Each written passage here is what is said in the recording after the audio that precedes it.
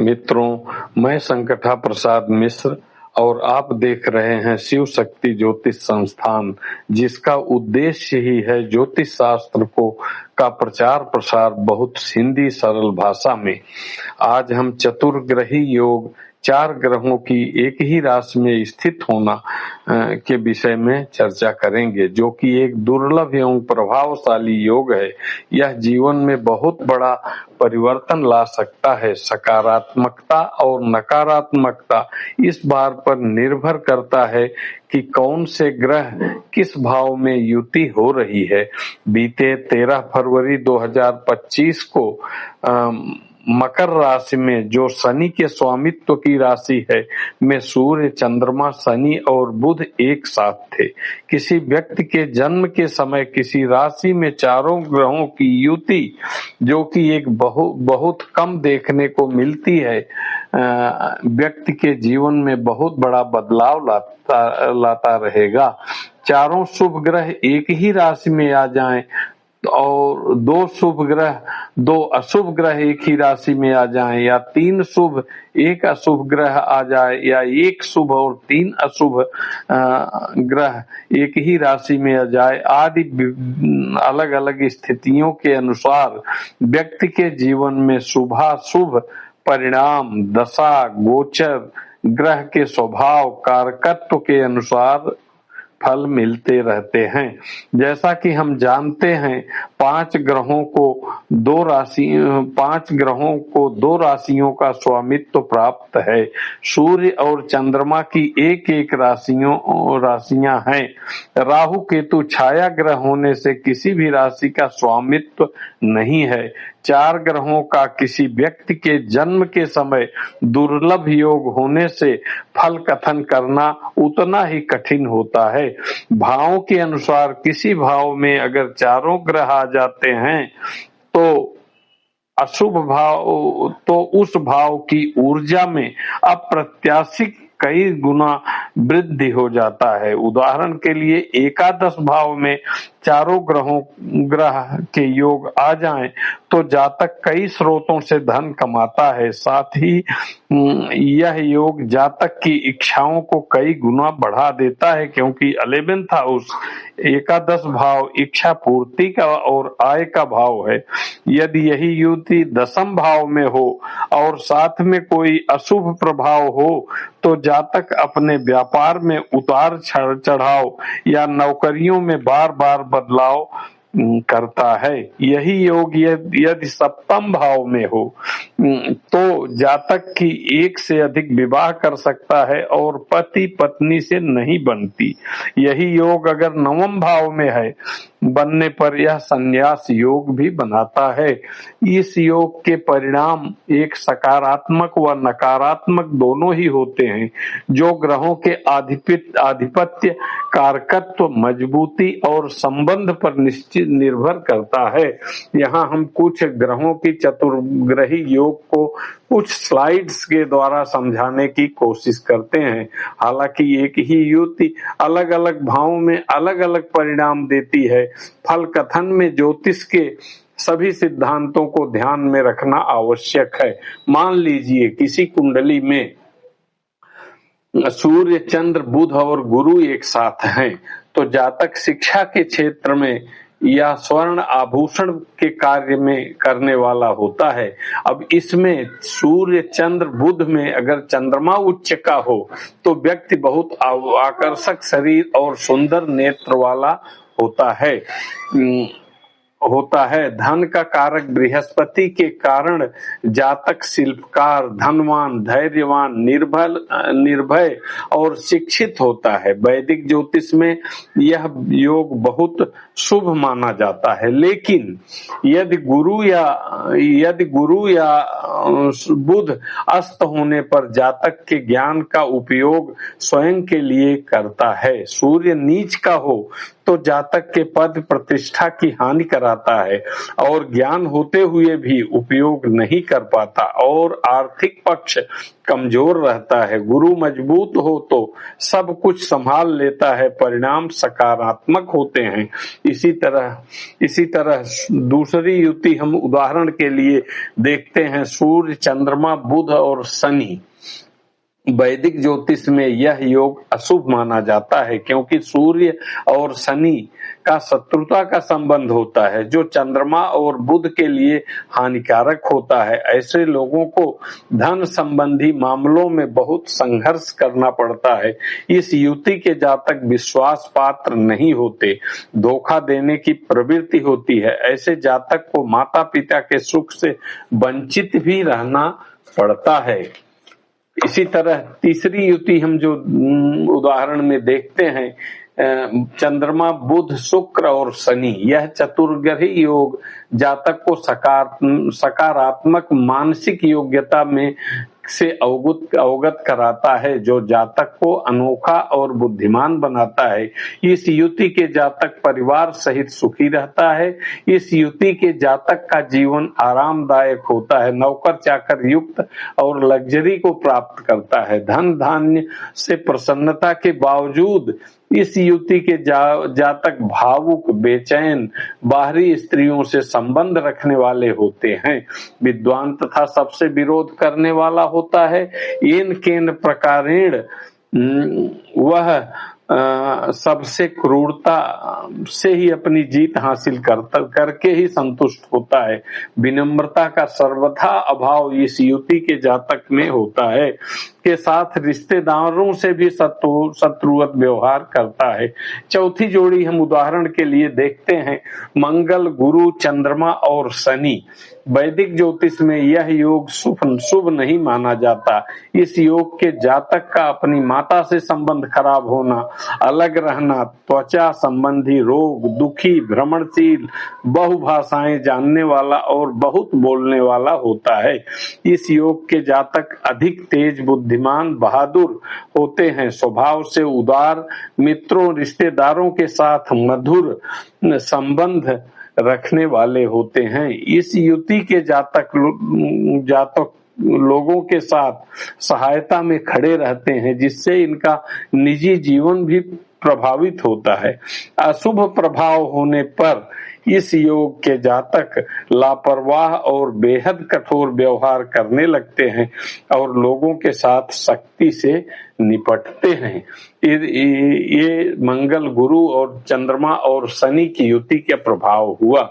अब सूर्य, चंद्रमा, मंगल और शनि, इस योग में सौम्य ग्रह चंद्रमा 3 पुरुष ग्रहों के बीच में आ जाता है, यानी सूर्य क्रूर ग्रह, मंगल पाप ग्रह, शनि पाप ग्रह, तो इनके बीच में आ जाता है जो जातक को चंद्रमा से जुड़े कार्यकर्तों में प्रतिकूल प्रभावित करता है। ऐसे में जातक की रोग प्रतिरोधक क्षमता कमजोर हो जाती है, बुद्धि विवेक से निर्णय लेने की क्षमता कमजोर होती है। जानते हैं आप, चंद्रमा पीड़ित होने पर कफ रोग बहुत ज्यादा तकलीफ देता है जिससे सफलता प्राप्त करने में भी बाधाएं आती हैं। इस योग का सही परिणाम देखने के लिए देखें कि योग किस भाव में तथा किन भावों के स्वामित्व का प्रभाव है। ऐसे जातक की वित्तीय स्थिति कमजोर होती है। चंद्रमा पर 3 अशुभ ग्रहों के प्रभाव से कभी कभी इनका दुख और बेचैनी इनकी आंखों में भी झलकती है। ऐसा जातक अपने जीवन साथी को भी धोखा देता है, पूरी तरह रिश्ता नहीं निभा पाता। अभी तक हम लोगों ने पिछले पाठों में द्विग्रही ग्रही, त्रिग्रही और आज चतुर्ग्रही योग के विषय में समझे। अब आगे आने वाले वीडियो में एक वीडियो हम और बनाएंगे जो पंचग्रही योग है। फिलहाल चतुर्ग्रही योग के विषय में मैंने एक स्लाइड बनाया हुआ है जो आपको संक्षेप में समझने में सहायता होगा। हाँ, एक घर में 4 ग्रह एक साथ इतनी बार नहीं आते। ग्रहों के संयोजन की ऊर्जा के प्रभाव को निर्धारित करना, एक घर में एक ग्रह की व्याख्या करना कठिन है। 4 साल में केवल 2 बार ही एक साथ ये 4 ग्रह आते हैं, जबकि हर सेकंड 4 बच्चे पैदा होते हैं। आप कल्पना कर सकते हैं कि यह ज्योतिषीय घटना कितनी दुर्लभ है। जिस ग्रह में ये स्थित हैं वह एक महत्वपूर्ण भूमिका निभाता है। यह लगभग अकल्पनीय है कि सभी ग्रह एक घर में सकारात्मक रूप से स्थित होंगे, क्योंकि प्रत्येक ग्रह 2 आधिपत्य रखता है, बेशक राहु और केतु को छोड़कर, जिनकी की कोई राशि नहीं है, और सूर्य चंद्रमा की एक राशियां हैं। 4 ग्रहों का संयोजन आमतौर पर मिश्रित परिणाम देता है, जो शामिल ग्रहों के आधिपत्य पर निर्भर करता है। कृपया ध्यान दें, कोई भी ग्रह अपनी राशि में हो सकता है। जब कोई ग्रह अपनी उच्च राशि में होता है, स्वराशि में होता है, तो वह शक्तिशाली और प्रभावी होता है। वही जब कोई ग्रह अपनी नीच राशि में होता है और तो वह कमजोर और कम प्रभावी होता है। उच्च राशि में ग्रह अपने पूर्ण स्वरूप में काम करता है, जबकि नीच राशि में ग्रह अपनी शक्तियों को कम कर देता है। इस प्रकार ग्रह उस भाव का भी प्रतिनिधित्व करता है जिसमें उसकी अपनी राशियां स्थित हैं।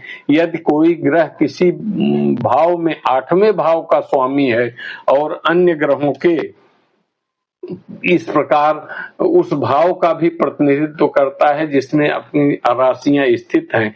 यदि कोई ग्रह किसी भाव के 8वें भाव का स्वामी है और अन्य ग्रहों के साथ युति करता है, तो वह स्वामी अन्य ग्रहों को भी नकारात्मक रूप से प्रभावित करेगा। कृपया ध्यान दें, कोई ग्रह अपनी राशि में नहीं हो सकता या हो भी सकता है। इस प्रकार ग्रह उस भाव का भी प्रतिनिधित्व करता है जिसमें उसकी अपनी राशियां स्थित हैं। यदि कोई ग्रह किसी भाव के 8वें भाव का स्वामी है, अन्य ग्रहों के साथ युति करता है, तो वह स्वामी अन्य ग्रहों को भी नकारात्मक रूप से प्रभावित करता है।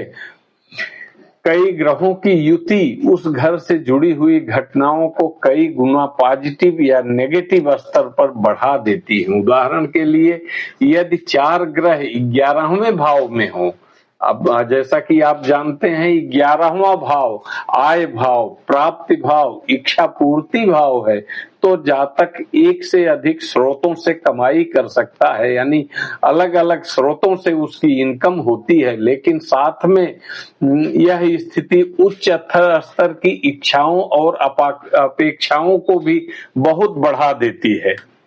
इसी यदि 4 ग्रहों की युति 10वें घर में हो और किसी अशुभ प्रभाव में हो, तो जातक के व्यवसाय में उतार चढ़ाव का सामना करना पड़ेगा।